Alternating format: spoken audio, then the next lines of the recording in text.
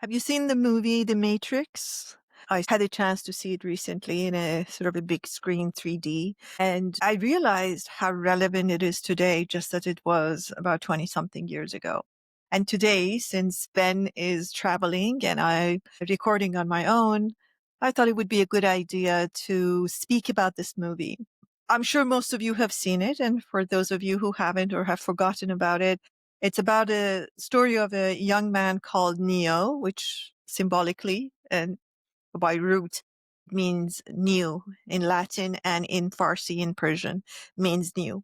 He's a computer hacker, has a normal job, but also has a secret life where he's looking for something more than what is, interested in learning the truth, comes across a guide and a mentor called Morpheus, goes through a lot of events and attacks and difficult experiences, and basically gets introduced to a choice. Morpheus says to him, asks him, you have a choice to take this pill, the blue pill, and stay asleep and in the delusion of this life, or you can take this other pill, the red pill, and wake up from the illusion. The lack of illusion, the truth, is not fancy, it's not comfortable, but it's the truth. So he chooses the red pill and goes through crazy experiences. The movie itself looks like it's an action movie, but really what it is, it's more about philosophy and prophecy.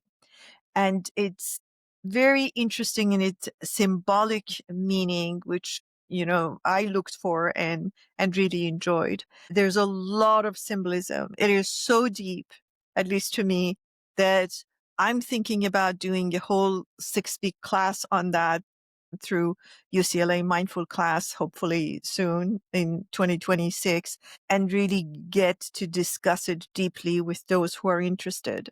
What is interesting? Who are these people? To me, every character, especially the main characters, are very symbolic. Morpheus, who's the guide to Neo, is to me the symbol of our higher self that never gives up on us and always believes that we have a knowing. In this movie, where Neo thinks, and for a good reason, that he's not the one that will fight with these dark forces, his guide, Morpheus, believes in him and he never ever stops believing in him. Throughout the movie, we see characters called agents that basically represent uh, the so-called the dark side that would like to keep everybody in their sleepwalking kind of state, and fights with people like Neo and Morpheus and his team to basically not let the light in and not let the truth in. And the main guy is Agent Smith. They're not agents to me. They're not like Agent Smiths of life. To me, they are like our own old habits, our patterns, our fears, the invisible systems that, be it the family system, the tribal system, the social system, the social media systems, whatever it is that keeps us in our fear state and doesn't allow us to basically find the truth in our life. We are so consumed at times with shoulds and shouldn'ts and must and mustn't that we give up on really finding the truth, and more importantly, to find our own powers within us. Like this movie shows a lot of inner aspects of each human being, as far as I could see. There is a character called Trinity, which is represented by a young woman that is part of the team that has awakened. She's very fearless. She's very strong. It's very hard to harm her. And she's the one who, to me, symbolizes the love. And it happens that at the end of the movie, where Neo is like almost dying, Agent Smith is killing him, what really saves him is the love that this young woman, Trinity, has for him. So, symbol of love, that love overcomes all fears and all harms and all the things that might be destructive in our life. There's also another character. His name is Cypher. Cypher is part of the team, the Morpheus team. that have taken the red pill. These are the people who want to wake up. In the middle of the movie, we find out that Cypher is actually an agent helping the dark side, the Agent Smith side, and is reporting on what they're doing and reporting on them and giving information to them. It's a wonderful scene that he's eating this juicy steak and he says, I know this is only an illusion, but it tastes really good. And Agent Smith says, what would you like me to do for you in return of bringing the information? And he says, I don't know, give me a lot of money, give me a lot of fame. And I was just thinking, wow, how we sell our souls at times for a bit of fame or fortune or fame and fortune. This film is so telling about what goes on inside of us. To me, Cypher, who goes and reports on the good team, on the red pill team, is the doubt in us, the one that says, is this the right one? This is difficult because living a life of truth, an awakened life, is not easy. It's very simple. It's hard work. It's not fancy.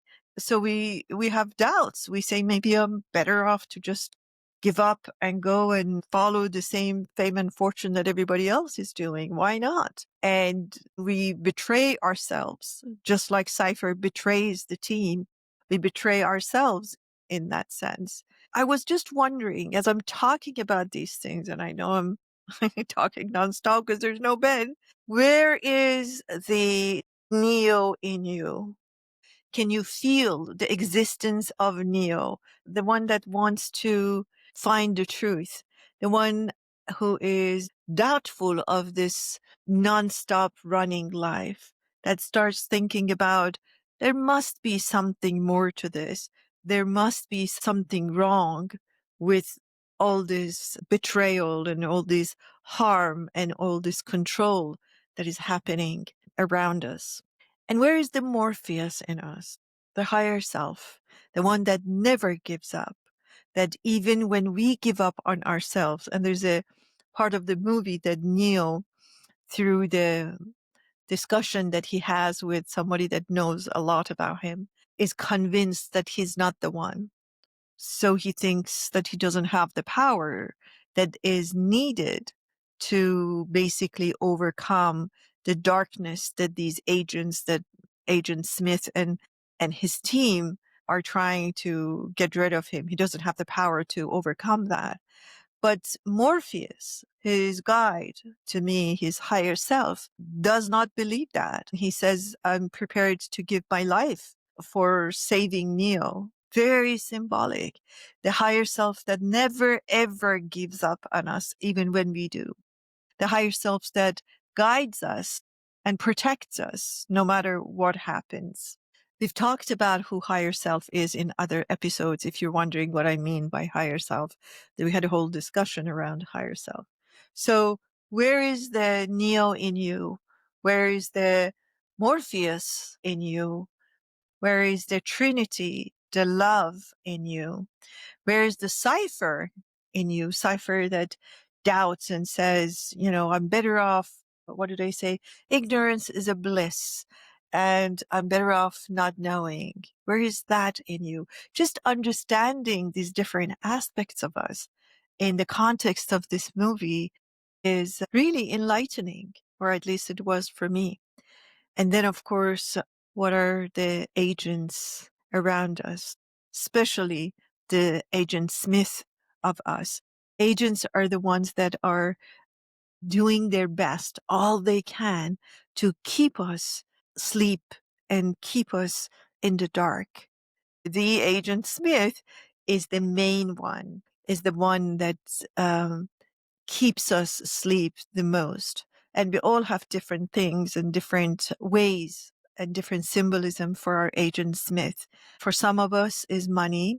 For some of us is sex. For some of us is our prejudice about where we come from, our people and my religion and my country and my tribe and my family, my race, whatever it is. It's just like and mine being better than yours and you being inferior. And that is our Agent Smith.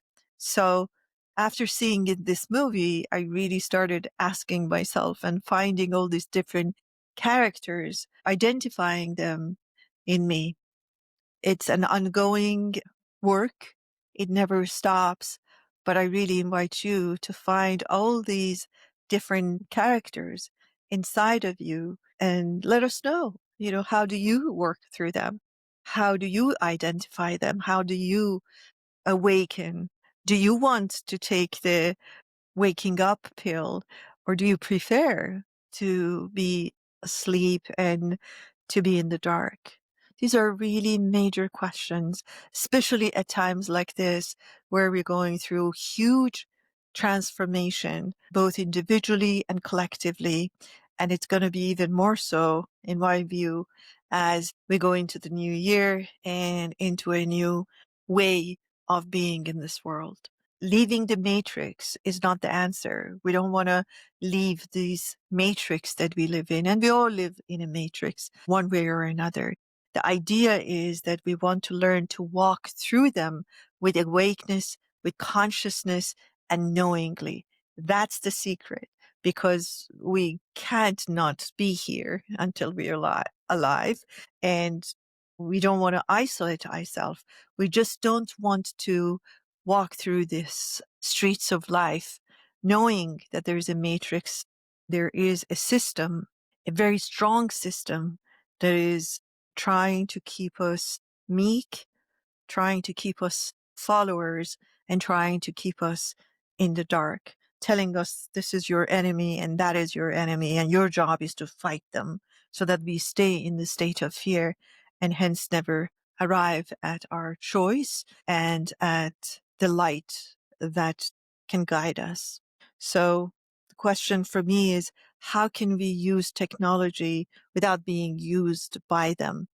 How can we really engage in this world without being consumed by it?